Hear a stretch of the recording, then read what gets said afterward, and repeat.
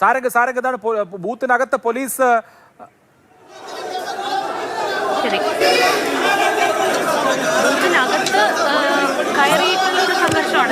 ഏതാണ്ട് അങ്ങനെ വേണം മനസ്സിലാക്കാൻ. അങ്ങനെയാണ് കാസർഗോഡ് ജില്ലയിലെ ചില ഭാഗങ്ങളിൽ ചില സംഘർഷങ്ങൾ റിപ്പോർട്ട് ചെയ്തിരുന്നു. അത് അവസാനത്തെ മണിക്കൂറാണ് ഒരുപക്ഷെ. സാരംഗ്, എന്താണ് സംഭവം? അത്യാവശ്യം തന്നെ നാടകീയമായ സംഭവങ്ങൾ തന്നെയാണ് ചെങ്കള ഗവൺമെന്റ് ഹയർ സെക്കൻഡറി സ്കൂളിനകത്ത് നടക്കുന്നത്. ചെങ്കള പഞ്ചായത്തുമായി ബന്ധപ്പെട്ട് അല്ലെങ്കിൽ കാസർഗോഡ് മണ്ഡലത്തിലെ ചെങ്കള പ്രദേശങ്ങളുമായി ബന്ധപ്പെട്ടൊക്കെ തന്നെ വലിയ തോതിൽ കള്ളവോട്ട് പരാതികളൊക്കെ തന്നെ LDFിന്റെയും NDAയുടെയും ഭാഗത്തു നിന്ന് ഉയർന്നിരുന്നു. അതിൻ്റെ ഒരു തുടർക്കാഴ്ച എന്നുള്ള രീതിയിൽ തന്നെ നമ്മൾക്കിത് കാണാൻ സാധിക്കും. എന്തായാലും ഇപ്പോൾ LDF സ്ഥാനാർത്ഥിയായ ഷാനവാസ് പാദൂർ ബൂത്തിനകത്തേക്ക് എത്തിയിരിക്കുകയാണ്. ആ സമയത്ത് ഷാനവാസ് പാദൂർ ബൂത്തിനകത്തേക്ക് എത്തുകയായിരുന്നു. ആ സമയത്ത് UDF പ്രവർത്തകരുടെ ഭാഗത്ത് നിന്ന് അദ്ദേഹത്തെ പ്രതിരോധിക്കാൻ ശ്രമമുണ്ടായി. വലിയ വാക്കുതർക്കമുണ്ടായി. ഇപ്പോൾ പോലീസും അർദ്ധ സൈനിക വിഭാഗങ്ങളും ചേർന്ന് ഇപ്പോൾ എല്ലാവരെയും ആളുകളെ അവിടെ നിന്ന് മാറ്റുകയാണ്. ബൂത്ത് ഏജന്റുമാരുടെ ഭാഗത്തു നിന്നൊക്കെ തന്നെ വലിയ രീതിയിൽ വലിയ പ്രതിഷേധമുണ്ടായി. വലിയ വാക്കുതർക്കം ഉണ്ടാകുന്ന കാഴ്ചകളാണ് നമ്മളിപ്പോൾ കണ്ടത്. എന്തായാലും ഇപ്പോൾ ഒരു സമവായം എന്നുള്ള രീതിയിൽ ഇപ്പോൾ ഷാനവാസ് പാദൂരിനെ പുറത്തേക്ക്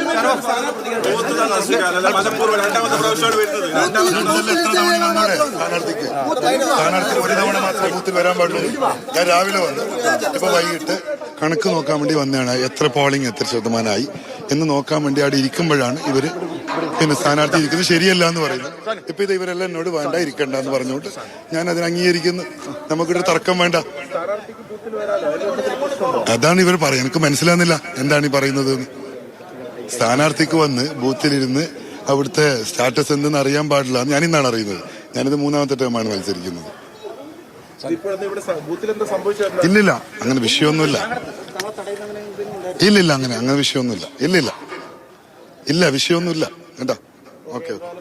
എന്തായാലും ഷാനവാസ് പാദൂർ പറയുന്നത് സ്വാഭാവിക രീതിയിലുള്ള ഒരു ബൂത്ത് സന്ദർശനത്തിന് തന്നെയാണ് താൻ ഇവിടെ എത്തിയത് എന്നുള്ള രീതിയിൽ തന്നെയാണ്. രാവിലെയും ഇവിടെ എത്തിയിരുന്നു. അതേ രീതിയിൽ തന്നെ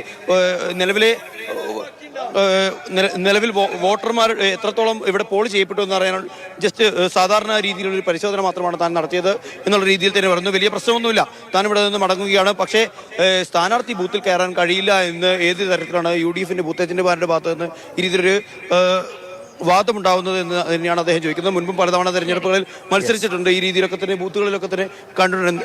LDF സ്ഥാനാർത്ഥി ഷാനവാസ് പാദൂർ ഒരു ബൂത്തിലെത്തിയതിനെ ചൊല്ലി ഉണ്ടായിട്ടുള്ള പ്രശ്നമാണ് അത്.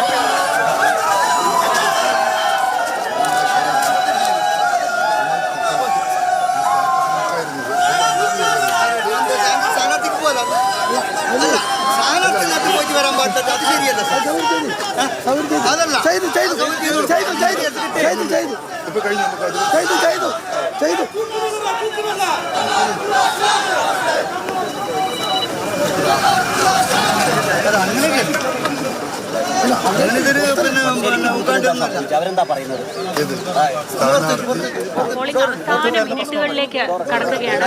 5:58. ഔദ്യോഗികമായി ഇനി 2 മിനിറ്റ് കൂടിയാണ് വോട്ട് ചെയ്യാനുള്ള സമയം. ഈ അവസാന നിമിഷം സ്വാഭാവികമായും ഉണ്ടാവുന്ന ഒരു ധൃതിയുണ്ട്. പോളിംഗ് ഔദ്യോഗികമായി അവസാനിക്കാൻ പോവുകയാണ്. ചില സംഘർഷങ്ങൾ ഇപ്പോൾ ഷാനവാസ് പാദൂർ കാസർകോട്ടെ സ്ഥാനാർത്ഥിയെ മുസ്ലിം ലീഗ് പ്രവർത്തകരും UDF പ്രവർത്തകരും കൂവുന്നത് കാണാം. അദ്ദേഹം ബൂത്ത് വിട്ട് പോവുകയാണ്. അദ്ദേഹം വീണ്ടും തിരികെ എത്തി സംസാരിക്കുമോ, വീണ്ടും ഒരു വാക്കേറ്റത്തിലേക്ക് പോകുന്ന അറിയില്ല. സുനിൽകുമാർ അവിടെ തൃശ്ശൂരിൽ കൂർക്കഞ്ചേരിയിലെ ബൂത്തിലുണ്ട്. അതിലേക്ക് നോക്കണ്ട, ഇവിടെ ഇരിക്കണ്ട. അപ്പൊ അവർക്ക് വേറെ എന്തെങ്കിലും ഉദ്ദേശം ഉണ്ടാവും. നിങ്ങൾക്ക് ഏതെങ്കിലും സ്വഭാവത്തിൽ തടസ്സപ്പെടുത്തി. അത് ഇവിടെ ഒരുപാട് ചാനലുകാർ അവിടെ ഉണ്ടായിരുന്നു, തടസ്സപ്പെടുത്തി. പക്ഷെ എനിക്കതിൽ പരാതിയില്ല. കാരണം എനിക്ക് മനസ്സിലാവുക, ഇപ്പൊ നിങ്ങൾ കേൾക്കുന്ന ഈ മുദ്രാവാക്യടക്കം എന്തിന്റെ ഭാഗമായിട്ടാണെന്ന് അറിയാം. അവർ വിചാരിച്ചൊന്നും ഇത്തവണ നടന്നിട്ടില്ല. ആ നടക്കാത്തത് കൊണ്ടാണ്. നടന്നിട്ടില്ല എന്നല്ല, പൂർണ്ണമായും നടന്നിട്ടില്ല എന്ന് പറയാൻ പറ്റില്ല. എങ്കിലും ഒരു പരിധി വരെ നമുക്കതിനെ തടഞ്ഞാൻ പറ്റിയിട്ടുണ്ട്. അതാണ് അവരുടെ പ്രശ്നം. ഏത് മുസ്ലിം ലീഗിന്റെ പ്രവർത്തകരാണ്? ബൂത്ത് ഏജന്റുമാര് ഉൾപ്പെടെയുള്ളവരാണ്. ഇല്ല.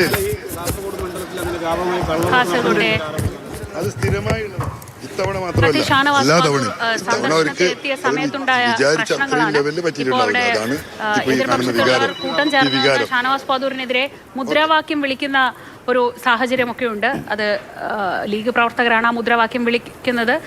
ഇതൊക്കെ എന്തുകൊണ്ടുണ്ടാവുന്നു എന്ന് മനസ്സിലാവുന്നു എന്നാണ് പറയുന്നത്.